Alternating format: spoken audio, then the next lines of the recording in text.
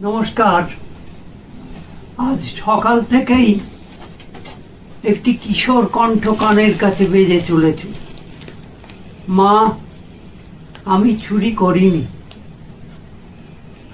যতদিন এই পৃথিবীতে থাকব, এই যে আবেদন, মা আমি চুরি করিনি, এটা আমার কানের কাছে বাজতেই থাকবে। আর ইদানিং কালে তো চোখে সহসা জল আসে না, কিন্তু এই যখনই কানের কাছে শুনছি মা আমি চুরি করিনি, তখনই পুরনো জল চোখের কোণে ফিরে আসছে। তুমি কেন চুরি করবে বাবা? তোমার জীবন যারা চুরি করেছে তারা কিন্তু এই পৃথিবীতে দীর্ঘকাল হয়তো থাকবেন এবং বেশ আনন্দেই থাকবেন। তার কারণ হচ্ছে ভুলে যাওয়াটাই আমাদের ধর্ম। এটাই মানুষের একটা ভেতরের কেরামতি। আমরা কিছুদিন মনে রাখি, তারপরে ভুলে গিয়ে আবার আগের মতো হয়ে যায়। প্রশ্ন একটাই, জীবনের দাম কি তাহলে এই হলো এক প্যাকেট পোটাটো চিপস? এই প্রশ্নের উত্তর কে দেবে? সভ্যতা তো এখন শীর্ষে উঠে গেছে। আমরা অত্যন্ত সুসভ্য, সংবেদনশীল ইত্যাদি কথা শুনতে পাই। আমরা মানুষ, কিন্তু মুশকিল হলো মানব আর দানবে খুব একটা বিশেষ ফারাক দেখতে পাওয়া যাচ্ছে না ইদানিং কালে। বিভিন্ন ঘটনায়, শুধু সামাজিক পারিবারিক নয়, বৃহত্তর ক্ষেত্রেও দেখতে পাওয়া যাচ্ছে মারো, ধরো, কাটো আর নিজেদের জাহির করো, বুক চাপড়াও। একটাই প্রশ্ন, আমরা কি তাহলে আস্তে আস্তে স্টোন চিপসে পরিণত হচ্ছি?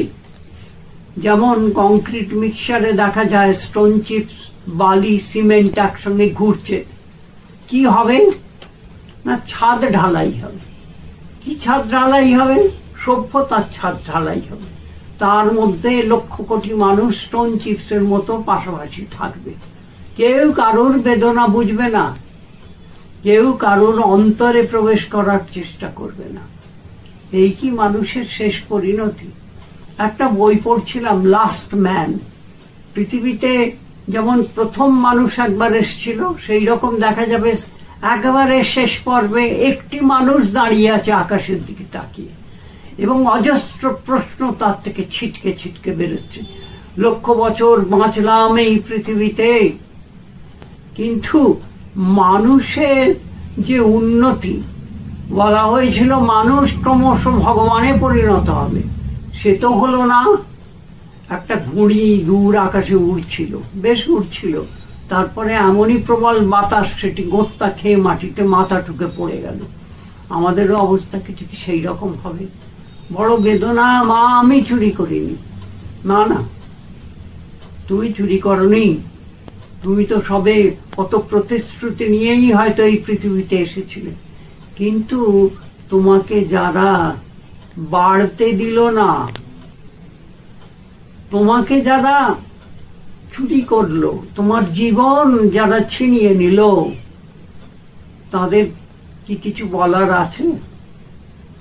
আমি সমালোচক নই, কিন্তু একদিন তো এই পৃথিবী ছেড়ে আমি চলে যাব। তখন হয়তো গিয়ে দেখব একটা সবুজ মাঠে একদল বালক খেলা করছে। সেখানে আমি গিয়ে খুঁজে নেব এই বালকটিকে, যে লিখে গিয়েছে মা আমি চুরি করিনি। আমি তাকে পাশে নিয়ে বসবো স্বর্গের কোনো গাছের তলায়, এবং তার সঙ্গে মনের আনন্দে গল্প করব, আর বলবো আমরা এখন পৃথিবী থেকে অনেক অনেক দূরে আছি, তুমি ভয় পেও না, আমি আছি, তুমি আছি, আরো অনেকে আছে। এবং এই যে পরিমণ্ডল, এখানে প্রেম আছে, ভালোবাসা আছে, এখানে বাতাস আছে, এখানে আলো আছে। পৃথিবী ক্রমশ ক্রমশ যেন অন্ধকার হয়ে আসছে। আজকের এই দিনটি বড় বেদনার, এবং এই বেদনাকেই হয়তো আমি বহন করে নিয়ে যাব। মা আমি চুরি করিনি। মা, এখন যে প্রশ্নটি আমাদের সামনে সে রেখে গেল, সেই প্রশ্নের উত্তর কার কাছে পাব? আমি, আমরা, তুমি, তোমরা, এই যে পরিবার, এই যে গ্রাম নগর, এই যে মানুষের বিরাট মেলা, কত উৎসব চারিদিকে, কত রকমের দিবস, এই যে একদল মানুষ হই হই রই রই করছে, এটা তো সবই বাইরের। নিজেকে ভোলার জন্য বোধহয় এইরকম করা হচ্ছে, ভয়ঙ্কর রকমের উত্তেজনা সৃষ্টি করে দিনের কিছুটা অংশ কাটিয়ে রাত্রির বেলা মৃত মানুষের মতো বিছানায় গিয়ে পড়া। দিন আসে দিন যায়, দিন আসে দিন যায়, কোথায় সেই অন্তর্বীক্ষণ? কে প্রশ্ন করে নিজেকে, তুমি কি মানুষ হতে পেরেছ? এই প্রশ্নের উত্তর কে দেবে?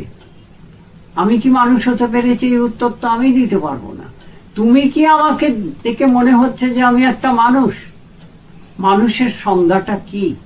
মান প্লাস হুঁশ। আমি কি একজন হুঁশিয়ার মানুষ? প্রথম কথা, আমি কি নিজেকে নিজের আচরণকে আমি নিয়ন্ত্রণ করতে পেরেছি? আমার দৃষ্টি কি আমার অন্তরে আছে? তারপরে তো বহির্দৃষ্টির কথা। আমরা তো সবাই ধেই ধেই করে নাচছি, কেউ একটু উস্কে দিলেই একেবারে ফেটে পড়ছি। তারপরে আস্তে আস্তে ধীরে ধীরে সব কিছু কিরকম আলো নিভে যাওয়ার মতো। একটা বিরাট বাড়িতে অনেক আলো জ্বলছিল, আস্তে আস্তে সব নিভতে নিভতে একটি আলো জ্বলছিল, সেটিও নিভে গেল। এই ঘটনার আগেও তো অনেক ঘটনা ঘটে গেছে। সেই সব ঘটনার যারা প্রত্যক্ষ, যারা ভুক্তভোগী, তারা কি বলেন? তারা কি শান্ত হতে পেরেছেন?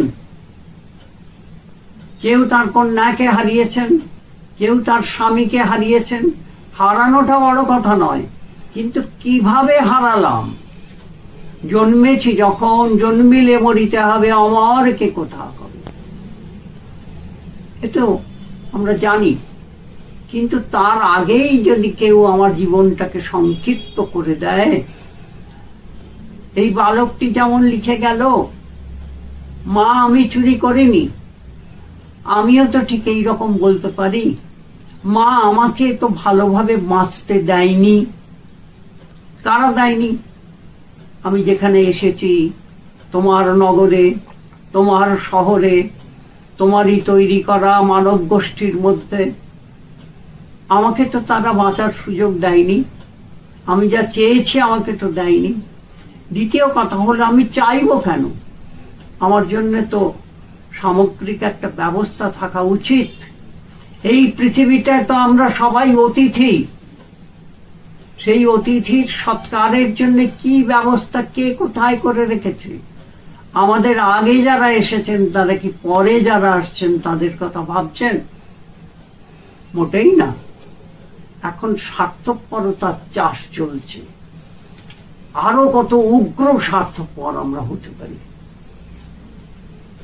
এখন সেই গানটির কথা মনে পড়ে, ডক্টর ভূপেন হাজারিকা গিয়েছিলেন, মানুষ মানুষের জন্যে, জীবন জীবনের জন্যে।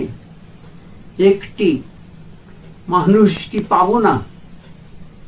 এই যে একটা গান, মানুষ মানুষের জন্য, জীবন জীবনের জন্য, একটু সহানুভূতি, সহ অনুভূতি কি পাবো না? এই যে বাক্য বিস্তার বসে বসে করছি, আমাকে যদি কেউ প্রশ্ন করেন তোমার কি কন্ট্রিবিউশন, আমি একটু আমতা আমতা করব এবং বলবো আমি একটু ঘুরে আসি। এও এক অদ্ভুত ফ্যালাসি, বা এও একটা অদ্ভুত হাস্যকর ব্যাপার। যে জ্ঞান দিচ্ছে সে সবচেয়ে বেশি অজ্ঞান। জানি না চলেছি কোথায়। একটা লাইন ছিল, চলেছি ভাই এক ঠাঁই, সকলকেই একদিন এই পৃথিবী ছেড়ে চলে যেতে হবে। চলে যাওয়ার পর কি হয় সেটা তো আর বলতে পারবো না, ফিরেও আসবো না। এই বোধহয় শেষ কথা, কিংবা এটি হয়তো প্রথম কথা।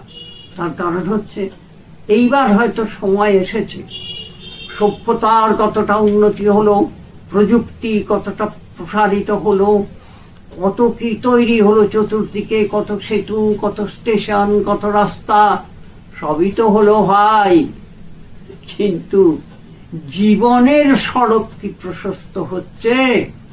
বেঁচে থাকার সৌন্দর্য কি বাড়ছে? হয়তো নয়, হয়তো নয়। এই বালকটি যে প্রশ্ন রেখে গেছে, আমিও ঠিক সেই রকম একটি প্রশ্ন রেখে যেতে চাই। আমরা কি প্রকৃতই বেঁচে আছি?